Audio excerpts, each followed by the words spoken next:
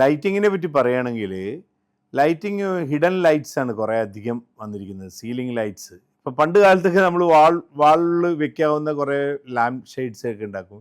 അപ്പോൾ അതെല്ലാം മാറിക്കഴിഞ്ഞ് സീലിങ്ങിൽ കൂടി വെച്ച് സീലിങ്ങിൽ നിന്ന് താഴോട്ടേക്ക് പ്രൊജക്റ്റ് ചെയ്യുമ്പോഴുള്ളൊരു ബ്യൂട്ടി അത് വേറെയാണ്.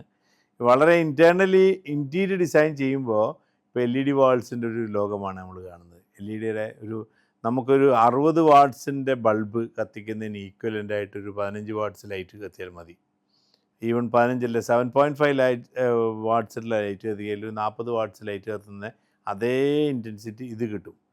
അപ്പോൾ അതൊക്കെ വെച്ചിട്ട് നോക്കുകയാണെങ്കിൽ ഇപ്പോൾ LED വാളിൻ്റെ ഒരു ഭയങ്കരമായൊരു ഫ്ലഡാണ് ഇപ്പോൾ മാർക്കറ്റിലുള്ളത്. LED വാളിൽ 2 വർഷമൊക്കെ മിനിമം ആ ലൈറ്റുകൾ നമുക്ക് ഉപയോഗിച്ചാൽ തന്നെ മുതലാകും എന്നുള്ളതാണ് ഞാൻ മനസ്സിലാക്കുന്നത്.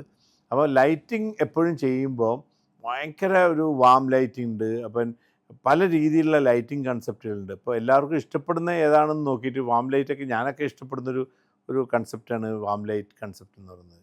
വാമാകുമ്പോൾ കുറച്ചും കൂടി കുളിർമ തോന്നാൻ സാധ്യതയില്ല. കുറച്ച് ബ്രൈറ്റ്നെസ് കുറച്ചിട്ട് ആ വാമാക്കി മാറുന്ന ഒരു ലൈറ്റിംഗ്. അതൊക്കെ that depends architects and that depends the owners of the house. അവരുടെ കാഴ്ചപ്പാടും കൂടി ഇതിനകത്ത് വളരെ ഇമ്പോർട്ടൻ്റ് ആണ്. അപ്പോൾ ചിലർക്ക് ഭയങ്കര ബ്രൈറ്റ് ലൈറ്റ് തന്നെ വേണമെന്ന് പറയുന്നവരുണ്ട്. അപ്പോൾ ഇതൊക്കെ ഹിഡൻ ലൈറ്റ്സ് ആയിട്ട് മാറി. ഈവൻ സ്റ്റെയർകേസിലെ സ്റ്റെപ്പിൻ്റെ മുകളിൽ പീസസ് ആയിട്ടുള്ള ലൈറ്റ്സുകളുണ്ട്. അപ്പോൾ ഓരോ സ്റ്റെപ്പും നമുക്ക് ഐഡൻറ്റിഫൈ ചെയ്യാൻ പറ്റാവുന്ന രീതിയിലുള്ള ഹൈലൈറ്റ് ചെയ്യുന്ന ഇത് കംപ്ലീറ്റ് കോറിഡോറിൽ ലൈറ്റ് ഹൈലൈറ്റ്സ് ചെയ്യാം. ഇങ്ങനെ ഒരുപാട് ഈവൻ ഫ്ലോറിങ്ങിൽ നിന്ന് ലൈറ്റ് കത്താവുന്ന രീതിയിലുള്ള ലെവലിൽ നമ്മൾ നിൽക്കുകയാണ്. അപ്പോൾ ലൈറ്റിങ്ങിലും വളരെ ഡ്രാസ്റ്റിക് ചേഞ്ച് നമ്മുടെ നാട്ടിൽ വന്നു കഴിഞ്ഞു.